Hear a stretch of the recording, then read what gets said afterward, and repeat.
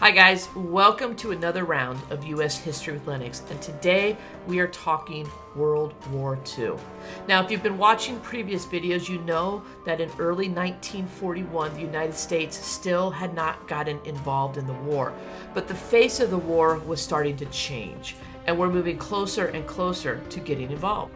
If you remember correctly, in 1939, Germany and the Soviet Union had signed what was called a non-aggression pact, where they agreed not to attack one another.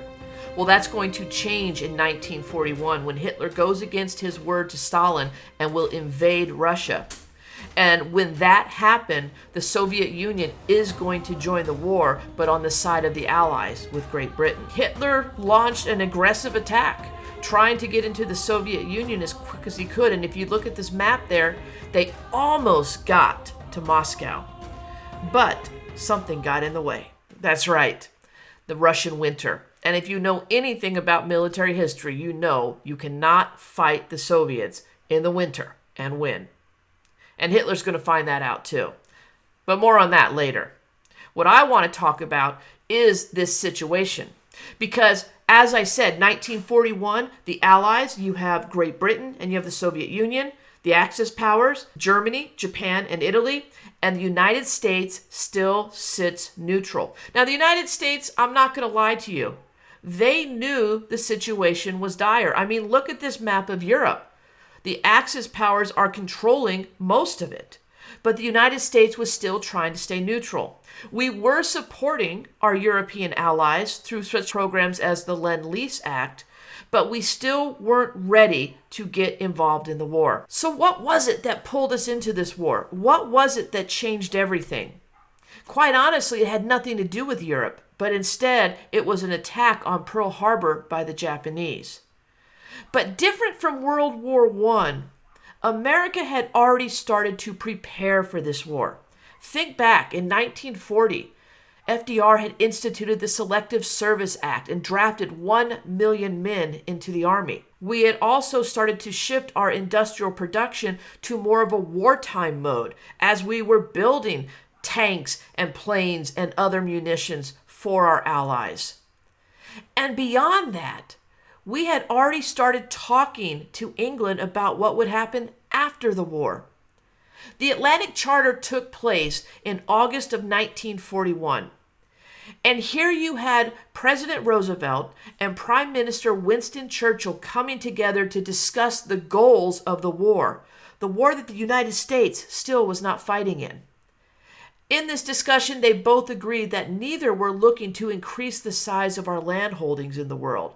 We just wanted to maintain freedom of the seas as well as just bring a war to the end. As I mentioned, this discussion became known as the Atlantic Charter, and it will become the foundation of what would become the United Nations that will form right after World War II ends. But let's look at what drew America into the war. And that's going to be the threat of a growing Japanese empire. In 1931, Japan had invaded Manchuria and then started moving further south into China. This is a threat to the Americans as we still are allies with China at the time. You also saw Japan started to expand its empire throughout Pacific Islands, drawing closer and closer to American holdings. Now, both America and Japan had a decision to make. America's response to this was to first put an oil embargo on the nation of Japan. And this oil embargo is going to stop all American oil shipments from going to the nation of Japan, specifically to their navy. The Japanese Navy relied on American oil. So when the embargo was put in place, they had a decision to make. Do they try to negotiate with the Americans, or do they take a more aggressive stand? They knew negotiations would result in them agreeing to leave areas of China that they had already controlled, and they weren't willing to do that. So that's when the plan to attack Pearl Harbor is going to start to be made. Pearl Harbor, as you probably remember, was a naval base located in the Hawaiian Islands.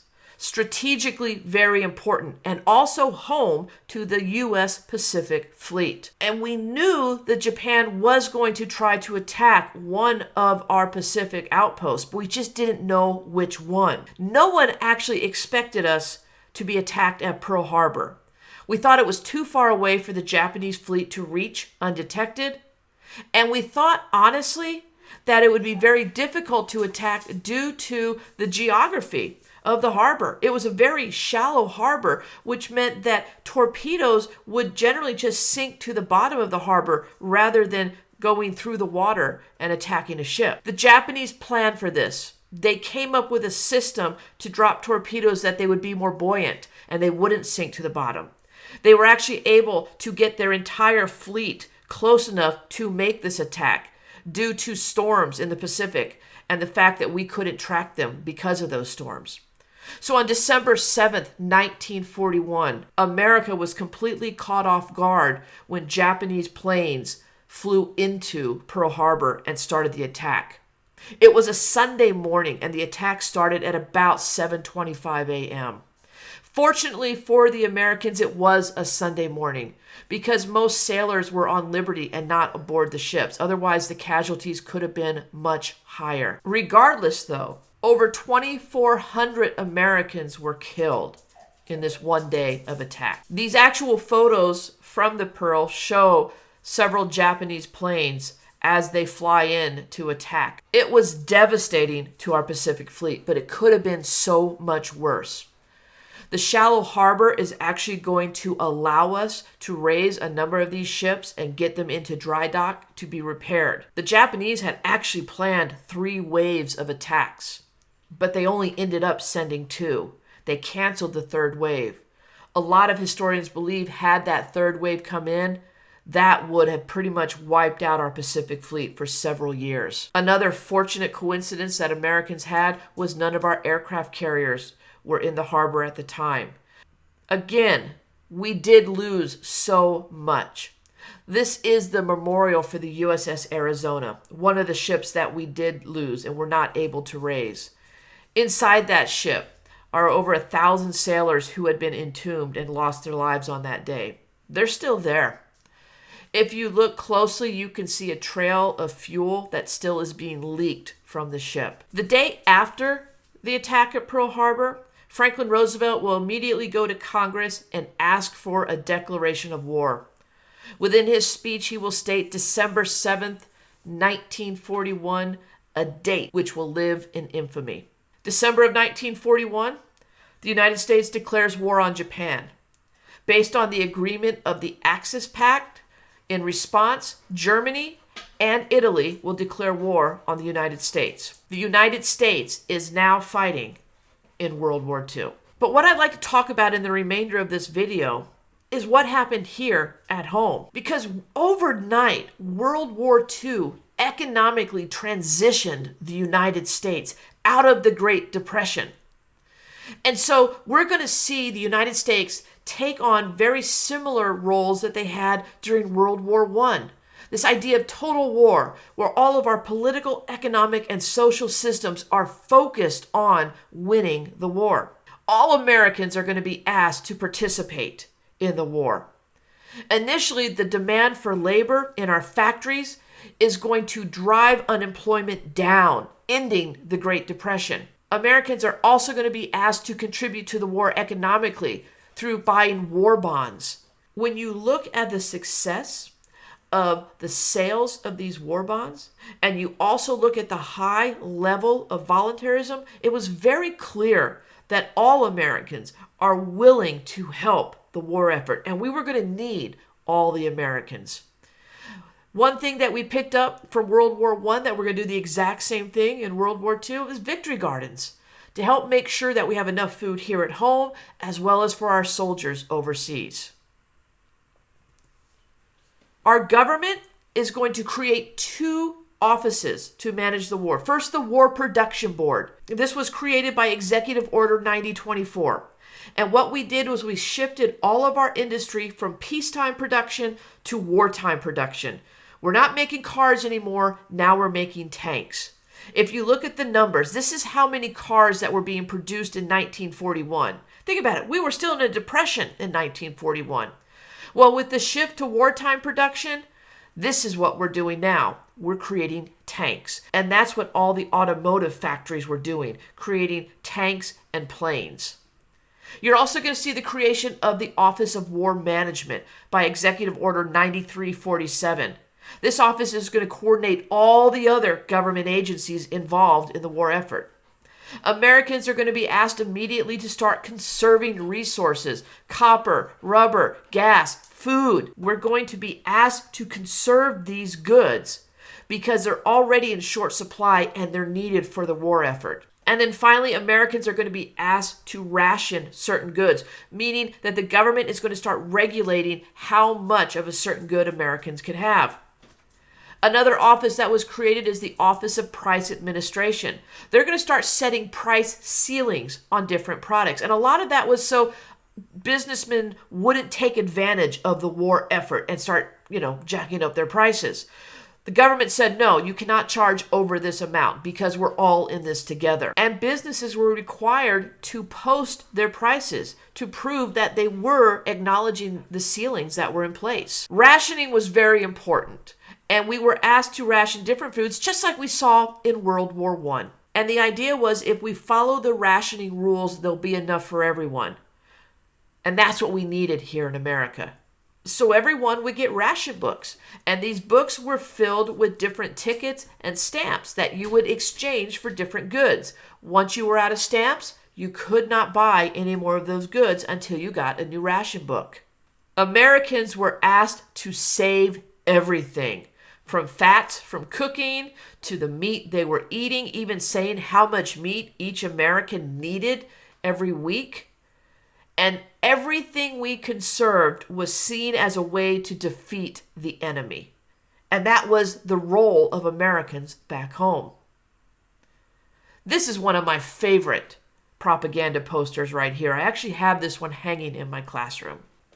The Office of War Information was responsible for making sure the messages getting out were pro-war, pro-American, and anti-Axis messages. It was very important to keep the morale of Americans up. Americans were also asked to be quiet and not talk about troops overseas because you never knew who was listening. And we were asked to give up our time and our money to help with the war effort. Very similar to World War I, the Office of War Information is actually going to build distrust towards the enemy.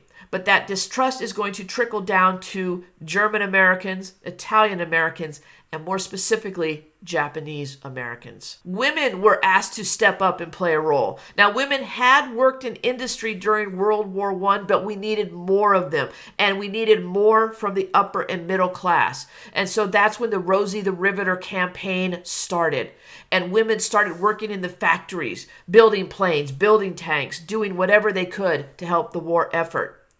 African Americans also played a vital role in this war. FDR issued Executive Order 8802, which made it illegal to discriminate against anyone in the defense production industry because of their race. Over 1 million African Americans volunteered and served in the armed forces. But African Americans also were fighting another war. Langston Hughes, who was famous from the Harlem Renaissance, wrote this poem that says, "Looky here, America, what you done. Let things drift until the riots come.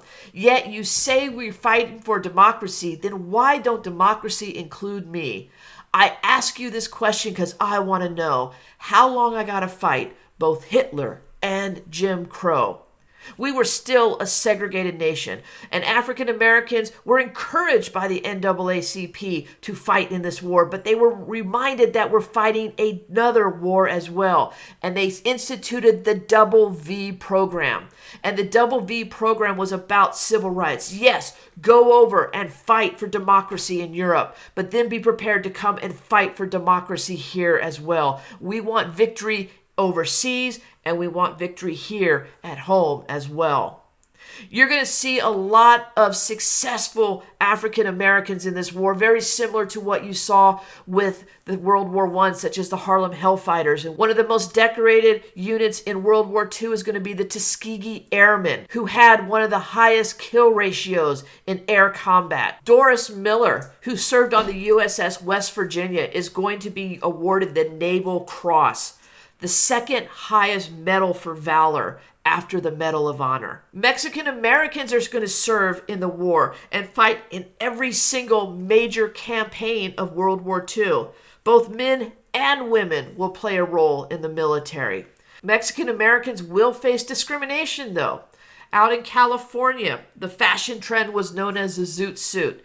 And one night in Los Angeles, there was a conflict that arose between American soldiers and sailors and local Mexican Americans. It's going to be dubbed the Zoot Suit Riot, where we had several nights of fighting. However, the one group that is going to be singled out during the war is going to be Japanese Americans.